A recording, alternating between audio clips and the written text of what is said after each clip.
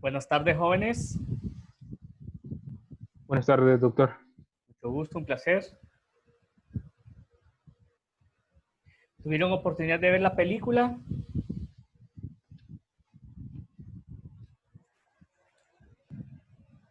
Sinceramente, no, doctor. Llamados tan Al ocupados menos los yo, tienen. yo Mi no. parte sí. ¿Perdón? Yo sí pude verla. Daniela, Yo sí pude verla. ¿qué tal le pareció? Sí.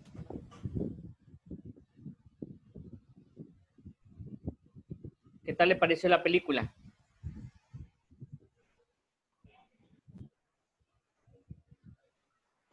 Bien, Ok.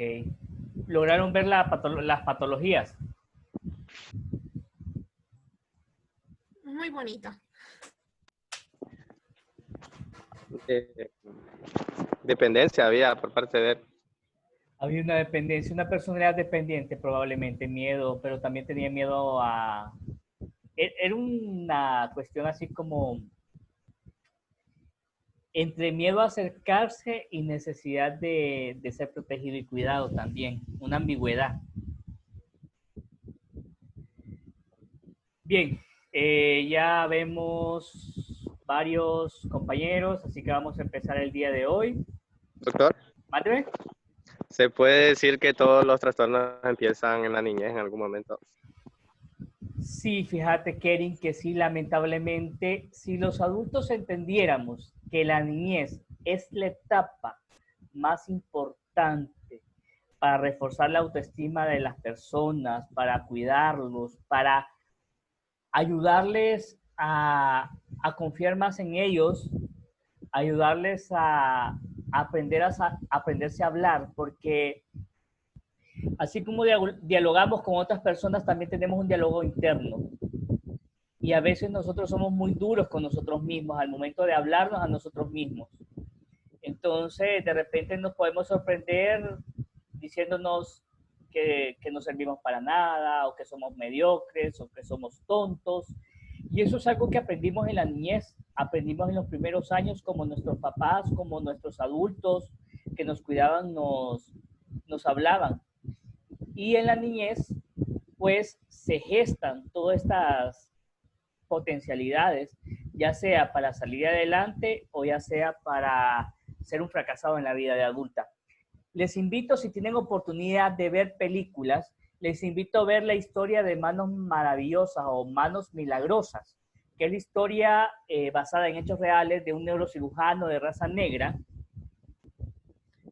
y que la mamá desde muy chiquito le fomentaba el interés por la lectura y les fomentaba la idea de que tenían que salir adelante. Como él logró reforzar esas ideas y cómo llegó a ser un excelente neurocirujano. Se las recomiendo, es una película bastante melosa, muy bonita, pero que de verdad tiene un trasfondo, una historia de resiliencia bastante valiosa. Muy bien. El día de hoy vamos a hablar sobre 3 trastornos mentales, o mejor dicho, 4 trastornos mentales. Vamos a tratar de hacerlo como en 2 temporadas por los minutos. Vamos a hablar sobre trastorno obsesivo compulsivo. Vamos a hablar sobre trastorno de adaptación, trastorno de estrés agudo, trastorno de estrés postraumático, y vamos a enlazar estas patologías con la utilización de inhibidores selectivos de la recaptura de serotonina. Les invito nuevamente, por favor, que se anexen, que se matriculen, entre comillas, en el aula virtual de Classroom, donde están subidas cada una de estas presentaciones y algunas, pues, link de las películas que yo sugiero que vean con el fin de que puedan afianzar eh, los casos que vemos el día de hoy. Muy bien. Trastorno obsesivo compulsivo, vemos en la primera diapositiva pues un señor que está cortando el césped con una tijera para que quede todo simétrico.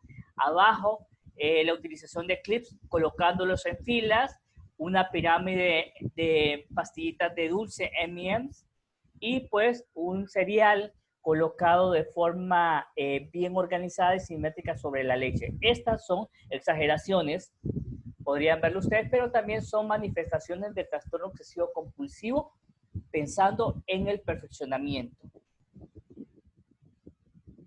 Bien.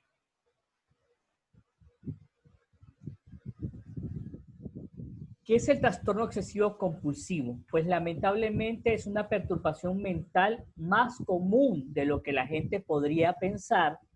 Lastimosamente no se diagnostica a tiempo porque los síntomas, principalmente las obsesiones, son vergonzosas, son incómodas y el paciente le da pena. Le da pena poder hablar a los otros e incluso a los profesionales sobre ese tipo de síntomas, pero sí es bastante común. Es heterogéneo en el sentido que no es, o sea, el síntoma principal, los dos síntomas principales son las obsesiones por un lado y las compulsiones por el otro, pero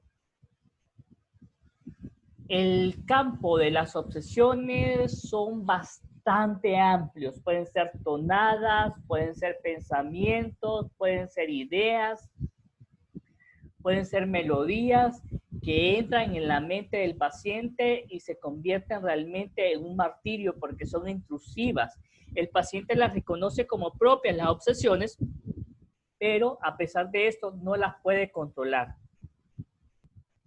Provoca disfuncionalidad de larga duración. Alguna literatura menciona que estos cuadros son diagnosticados hasta 7 años después de la aparición de los primeros síntomas por la vergüenza que le causan a las personas.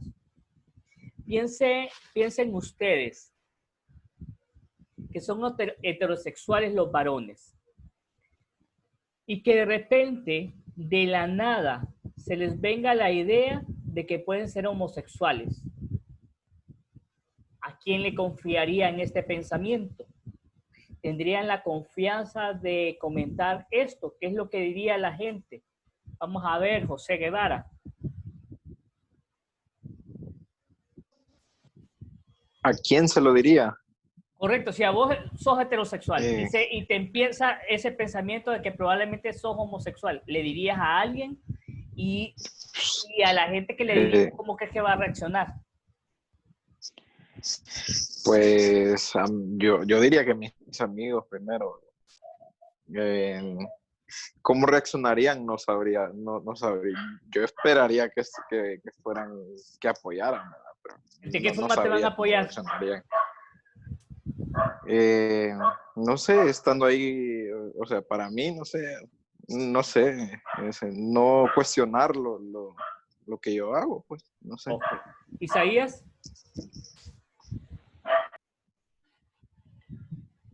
Buenas tardes, doctor. Buenas. Tenía un problema de red. Entonces, su pregunta es cómo apoyaríamos a un paciente, ¿verdad? No. Con este trastorno Vos sos compulsivo.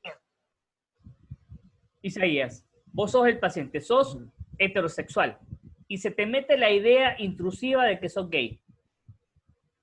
¿Tendrías la capacidad o tendrías la confianza de decírselo a alguien o lo ocultarías? No, yo por naturaleza soy represivo, entonces creo que no lo partiría. Ok, y ese pensamiento te da vueltas y te da vueltas. Vos en el fondo sabés que sos heterosexual, pero el pensamiento te dice lo contrario.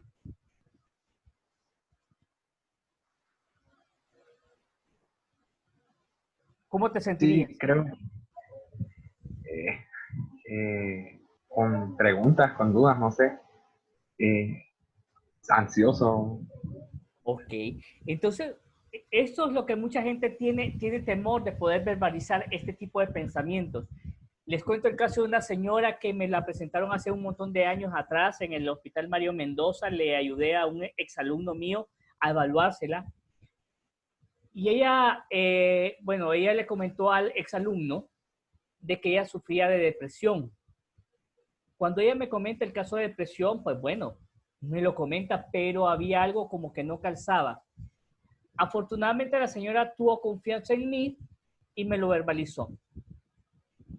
Que llevaba más o menos un año y medio, por ahí estoy tanteando el tiempo de evolución. con un pensamiento que le comía la cabeza y que no la dejaba estar en paz.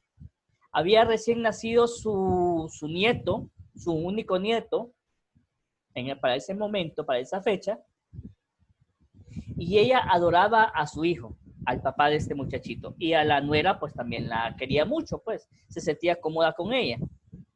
Pero desde que nació ese muchachito, ese bebé, se le metió una cabeza, mientras lavaba los trastes, principalmente los cuchillos, se le metía un pensamiento en su mente, que era que con ese cuchillo iba a matar al niño, iba a matar a la nuera e iba a matar al hijo.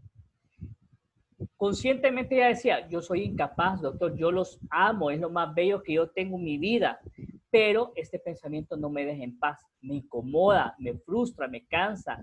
He llegado a un momento en que yo le tengo que mentir a mi hijo y cada vez que él dice que me va a venir a visitar, que me va a venir a acompañar, yo le digo que tengo dolor de cabeza, que voy a salir con mis amigas, que voy a ir a la iglesia, porque lamentablemente me da miedo que en una de esas este pensamiento se vuelva realidad. Y pasó, como les digo yo, ese tiempo para que ella verbalizara eso. A ella le causaba bastante vergüenza, le causaba miedo de lo que podían pensar las otras personas. Pues la pregunta que yo les hacía era en función de eso. Ustedes siendo heterosexuales, se les viene la idea de que son homosexuales, ¿cómo se sentirían? Ya me dijeron, me sentiría ansioso, incómodo, con preguntas, no sé si tendría el valor de poderlo verbalizar o no a las demás personas. De ahí que sea disfuncional durante un periodo de tiempo. Como la gente no habla de esto, de esta enfermedad, pues es subdiagnosticada y subtratada. Y los dos síntomas principales son obsesiones y compulsiones. Las obsesiones son pensamientos, ideas, tonadas, imágenes que el paciente las reconoce como propias, llegan a su mente de forma intrusiva, pero no las puede controlar, generándole bastante ansiedad. ¿Qué hace entonces el paciente para poder controlar, o él piensa que puede controlar la ansiedad que le provocan las obsesiones? Comienza con las compulsiones. ¿Qué son las compulsiones?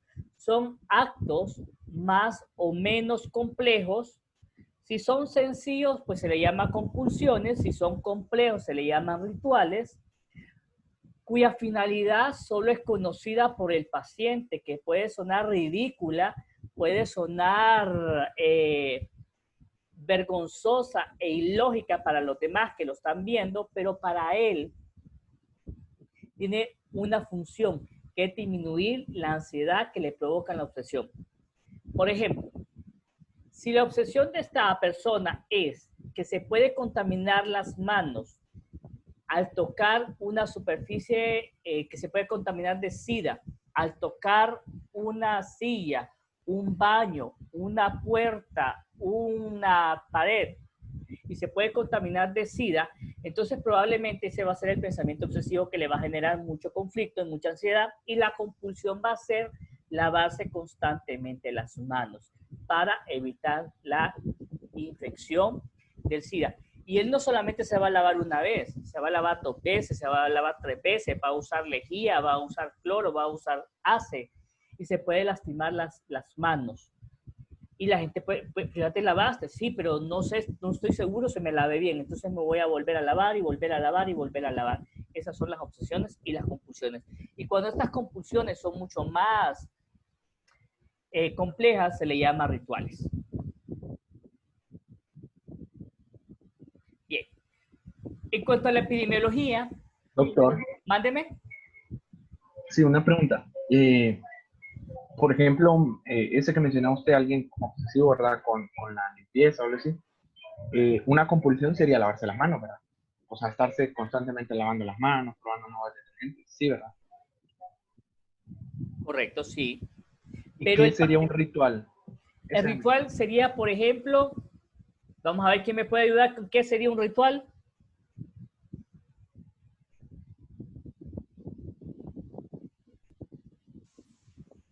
Nadie. No, Bueno, pues. no sería si el paciente, por ejemplo, antes de salir de su casa, tiene que apagar y encender la luz 5 veces. Algo así. Pero es una serie, muy bien, Daniela. Vamos a ver, el doctor Cruz, le voy a contar un caso clínico del doctor Cruz. El doctor Cruz siempre se levanta en tiempos normales a las 5 de la mañana y lo hace con el pie derecho porque da buena suerte. Los pacientes de trastornos obsesivos compulsivos tienen un pensamiento mágico y creen mucho en esto de la buena suerte, de la superstición, en la mala racha, en la brujería. Ok, entonces el doctor Cruz siempre se levanta con el pie derecho y el doctor Cruz cuenta siempre los pasos que hay desde su cama hasta el baño. Y sabe que hay 15 pasos desde su cama hasta el baño. Se lava los dientes, abre la ducha, se lava los dientes y siempre se hace 15 repeticiones del lado izquierdo, del lado derecho y de la lengua. Cuenta también 15 veces se lava con cepillo de dientes la lengua. Ok. Siempre trata de se enjuaga la boca y siempre tiene que ser 5 las veces que recoja agua, se enjuague y lo bote. 5. Comienza a bañarse siempre a la misma hora. Terminación 0. Se lava y tiene 2 jabones. Un jabón para lavarse el hemicuerpo, en la parte superior hasta el ombligo con uno y la parte inferior hasta el ombligo, del ombligo para abajo con otro. Tiene 2 toallas bien definidas. Solo utiliza una vez cada toalla. Después se coloca su ropa todos los días en la misma forma y sale de su casa siempre a la misma hora, terminando en 5. Porque él calcula el tiempo y el único semáforo que atraviesa él lo agarra en verde si sale en esa hora terminada en 5. Antes de llegar a su consultorio en DIME, se persina 3 veces y siempre se baja con el pie derecho y cuenta los pasos desde donde deja el carro estacionado hasta la clínica. Siempre abre la puerta con la mano derecha y la cierra. Y antes de que entre el primer paciente, se vuelve a persignar y hace 3 vueltas. Recorre su clínica 3 veces porque eso le da buena suerte. Y así va haciendo su trabajo y todos los días lo hace de la misma manera. ¿Y qué pasa con el doctor Cruz si de repente alguien lo interrumpe? Pues le entra mucha ansiedad y tiene que volver a empezar. Ese es un ritual. Muy bien. Isaías. Sí, doctor, gracias. Ok, muy bien. Epidemiología. ¿Qué hay en cuanto a la epidemiología? Dicho cuadro sintomático tiene una prevalencia internacional de 1.1 a 1.8% de acuerdo con el DSM-5. Y la Organización Mundial de la Salud lo ubica entre las primeras 20 enfermedades que provocan incapacidad en el paciente.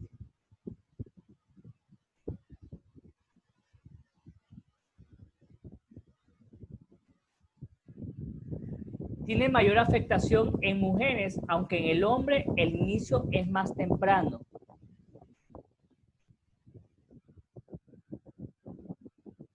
El 70% de los pacientes afectados inician entre los 10 a los 23 años de edad con un promedio de 19 a 24 años.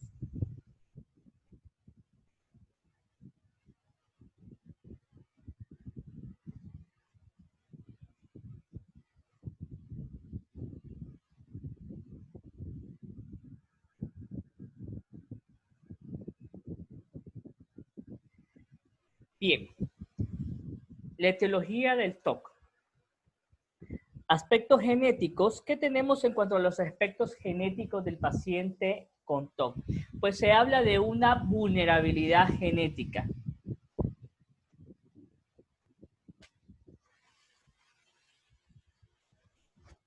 Entonces se habla de una conexión entre el síndrome Guillain de la Tourette y el paciente TOC. Hay pacientes, ¿saben qué es el síndrome Guillain de la Tourette? ¿Lo recuerdan? Sí. Vamos a ver. Recuerde.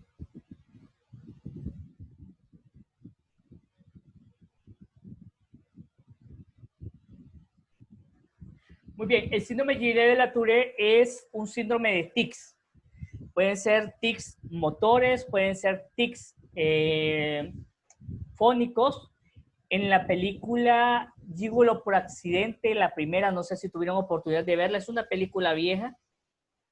Hay una paciente, hay una mujer que hace una cita con este gigolo por accidente y que tiene un síndrome Guillain-Barré. Y el de ella era fonatorio. Ella decía malas palabras y nadie la quería por eso. A donde la invitaban, ella comenzaba a decir malas palabras. Pues resulta que este gigolo por accidente invitó a esta mujer a un partido de béisbol y ahí pues la mujer gritaba y decía malas palabras por su síndrome y nadie se molestaba porque estaba en un ambiente donde era aceptable. Muy bien. En los pacientes que tienen síndrome Guillain-Barré hay una correlación y pueden aparecer síntomas obsesivos compulsivos. Y hay un cruce también en los pacientes con trastorno obsesivo compulsivo, también pueden aparecer algunos tics. Entonces se habla de una vulnerabilidad y una correlación de estructuras bien básicas como los ganglios basales. Aspectos bioquímicos. Pues vamos a tener como principal neurotransmisor involucrado en el trastorno obsesivo compulsivo la serotonina. Y esto lo obtenemos o lo sabemos por la eficacia que estos medicamentos tienen sobre este tipo de sintomatología. Neurofisiología, ¿qué habla la neurofisiología en cuanto a la etiología del TOC? Pues gracias a la tomografía con emisión de positrones se habla de una hiperactividad de la corteza orbitofrontal, del cíngulo y del núcleo estriado, con afectación también de lo que es la amígdala y del lóbulo temporal. También podemos encontrar anormalidades inespecíficas en el electroencefalograma de pacientes con trastorno obsesivo compulsivo. Aspectos psicológicos que podríamos hablar, la fijación anal de Sigmund Freud, que hablaba de esto. Estos son los niños que o retienen o sueltan porque están fijados en esa etapa. Por ejemplo, son padres muy rígidos, muy cuadrados, que le dicen al niño que no se levante de la nica o del servicio hasta que no haga. Entonces, a este muchachito, pues, lo fijan en esta etapa. También pueden volverse tacaños, también pueden volverse botaratas y también se pueden volver obsesivos compulsivos. Mecanismos de defensa, tenemos el aislamiento, la formación reactiva y la anulación.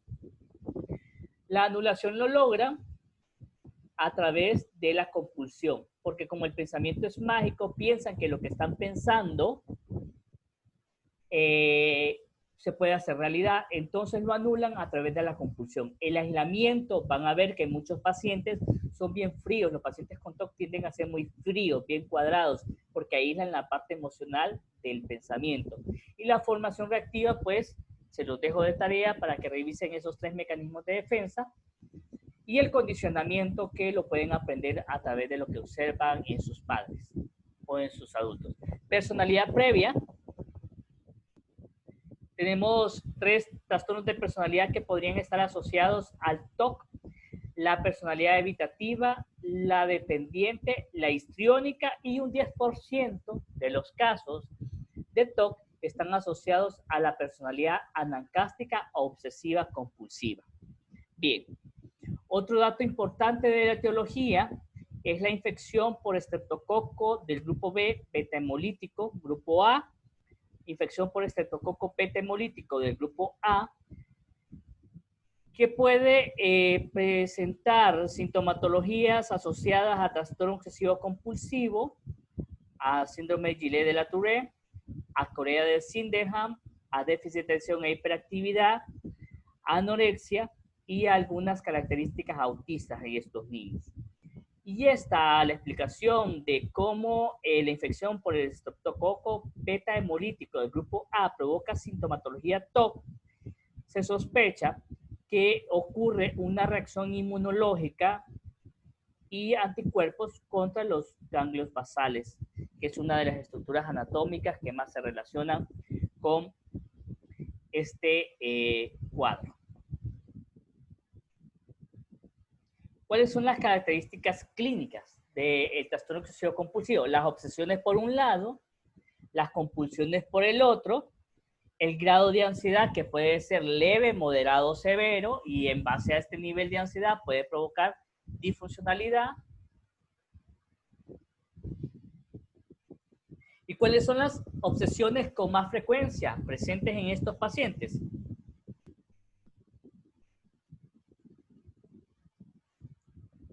Pues las obsesiones de contaminación con rituales de limpieza, las obsesiones relacionadas con dudas y la responsabilidad patológica. Estas podrían ser las obsesiones, y entonces las obsesiones van a estar en función, las compulsiones, perdón, van a estar en función de las obsesiones. Si la obsesión es relacionada con contaminación, entonces este paciente va a empezar a hacer actividades relacionadas con limpieza. Dudas a verificación, y responsabilidad patológica con eso, con volverse muy perfeccionista, muy rígido. A veces nos vemos enfrente de pacientes con sintomatología de espectro TOC, dismorfofobia. ¿Qué es la dismorfofobia? El paciente tiene una imagen distorsionada de su propio cuerpo y puede exagerar su percepción en cuanto al tamaño de sus orejas, en cuanto al tamaño de su nariz, en la colocación de su dentadura, las cicatrices por barros y espinillas. Entonces se podría ver mucho más grotesco de lo que realmente es. La hipocondriasis, aquí le entra la duda al paciente y está constantemente verificando su estado de salud, y él está, entre comillas, obsesionado con que tiene una enfermedad y busca atención profesional, y ninguna explicación que le dan los médicos lo conforman, y así se hace exámenes tras exámenes. También hay espectro TOC en anorexia y bulimia, que tienen que ver con la obsesión relacionada con el peso y con mantener una línea, un peso ideal, y con esto también los trastornos de control de los impulsos. Con el trastorno de control de los impulsos tenemos de ahí el trastorno de control de los impulsos está como la ludopatía, que es jugar. Sería la ludopatía, sería la piromanía, la cleptomanía, podría ser parte de también el TOC. ¿Cuánto tiempo de evolución necesitamos para hacer el diagnóstico que es meramente clínico? Por lo menos 2 semanas sucesivas, dice el CIE-10, la Clasificación Internacional de Enfermedades, 10ª revisión.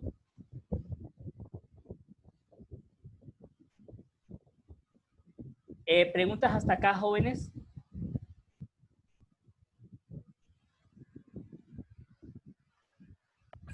No, doctor. La religión no ayuda a que también se den trastorno. ¿Quién dice eso? Kerin. Ok, Kerin, esto es la formación reactiva. Sin ánimo de ofender a nadie, yo soy católico, ¿verdad? Yo soy católico, tengo mi fe bien establecida, pero a veces la religión, el dogma, puede empeorar un trastorno obsesivo compulsivo. Y vamos a ver que dentro de la iglesia hay mucha gente así, muy, entre comillas, obcecada. Entonces, ¿qué pasa? Aquí es donde la formación reactiva funciona. La formación reactiva es expresar socialmente e inconscientemente lo opuesto a lo que realmente ellos tienen en su interior. Entonces, ¿qué hay dentro de las iglesias, dentro de las religiones?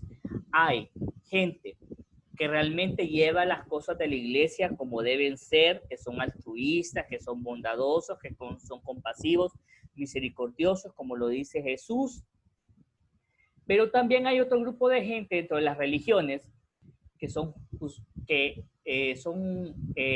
juzgan, condenan, recriminan, y estos tienen muchas características obsesivas compulsivas. Entonces, esa es la formación reactiva. En el fondo, son, entre comillas, mala gente, pero se escudan en la religión para andar condenando. Es que mi iglesia o mi fe es la única verdadera y todos están equivocados y todos se van al infierno. Mira ese pecador que viene a la iglesia pero es chismoso. ¿Conocen ustedes Acceso Cristiano? ¿Han visto los cortos de Acceso Cristiano? La hermana Chunga. Yo creo que No, eso sí lo he visto. Ok, yo le voy a conseguir un videito de la hermana Chunga, se lo voy a mandar vía WhatsApp. Bueno, Isaías, que conoce a la hermana Chunga, me puede confirmar que ella es muy religiosa, pero cuando se le escapa el diablo, entre comillas, es bien chismosa, es bien juzgadora, criticona dentro de la iglesia. ¿Así es, Isaías? Ok, ahorita Sí, no. doctor, tal cual. Entonces, esa es una formación reactiva, porque delante del pastor, ella, uy, pastor, que no sé qué, que no sé cuánto, que hermana, que no sé qué, pero atrás del pastor lo pasa criticando a él, pasa criticando a la mejor amiga. Esa es una formación reactiva. Entonces, la religión, más que la espiritualidad, la religión, como la lleven paciente con TOC, puede empeorar la situación. Muy bien. Diagnóstico diferencial para terminar esta primera parte. Trastorno del estado de ánimo. Los pacientes depresivos también pueden tener pensamientos, rumiaciones del pensamiento con ideas de culpa, con ideas de vergüenza, con ideas de minusvalía, pero no van a tener actos compulsivos. La fobia simple va a tener conducta evitativa, sí, pero no van a haber compulsiones. Van a ver, sí va a haber un miedo exagerado, pero a un objeto, entre comillas, real. Llámese esto una serpiente, llámese esto una cucaracha, un ratón. Pero el paciente con trastorno obsesivo compulsivo, el miedo o la ansiedad que él vive está asociado a contaminaciones o a cuestiones que son irreales. Algunos pacientes con esquizofrenia inician sintomatología y pueden confundirse con sintomatología obsesivo-compulsivo, o incluso algunos mencionan un nuevo síndrome que es esquizotoc, síntomas obsesivos y síntomas compulsivos antes de las alucinaciones o de la desorganización del pensamiento. Trastornos del impulso, ludopatía, cleptomanía, piromanía, también es un diagnóstico diferencial. Hipocondría, que ya más o menos lo describí. La personalidad nancástica, a diferencia del TOC como ansiedad, la personalidad nancástica es egosintónica. El paciente se siente cómodo siendo así, siendo perfeccionista, siendo rígido, siendo cuadrado, mientras que el trastorno obsesivo compulsivo como ansiedad, como el que estamos hablando de ahorita, es egodistónico. Genera conflicto, genera incomodidad, molestias y ansiedad. La anorexia y bulimia son otros dos diagnósticos diferenciales de este trastorno. Aquí lo que hay es o periodos de ayuno, periodos de mucha ejercicio o periodos de atracones a escondidas de la familia.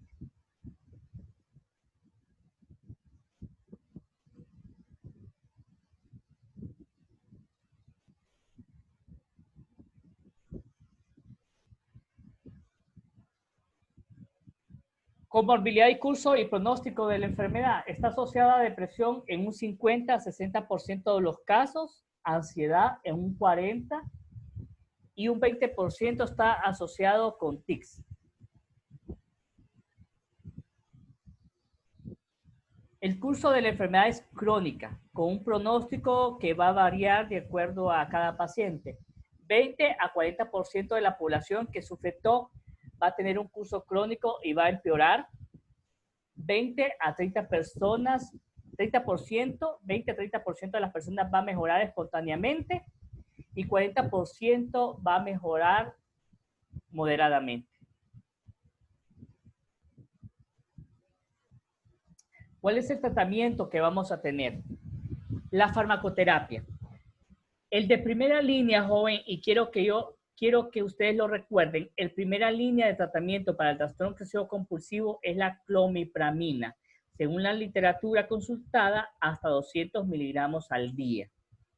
Después de este medicamento que no encontremos en el país o que no tengamos exceso de la clomipramina, entonces podemos utilizar los inhibidores selectivos de la recaptura.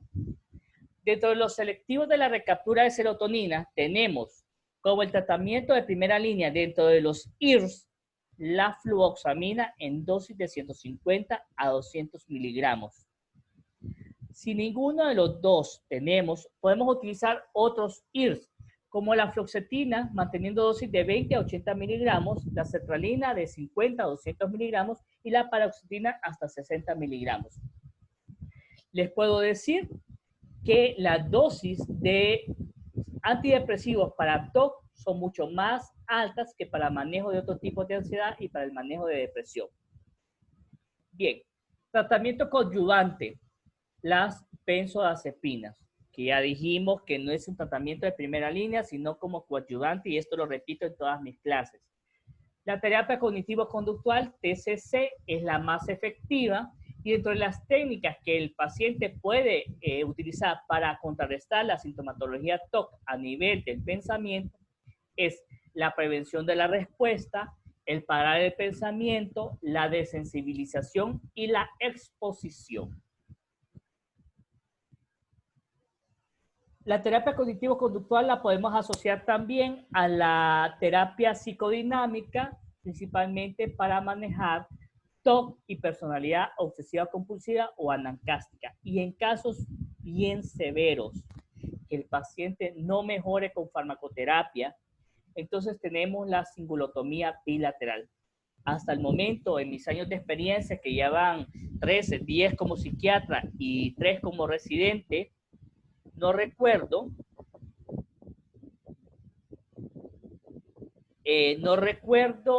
algún paciente que haya sido intervenido de esta manera aquí en Honduras. Este es el tratamiento, jóvenes.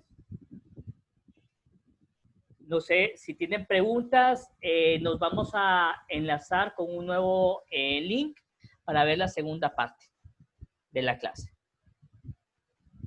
Ok, tengo un chat por aquí. Me había visto algo.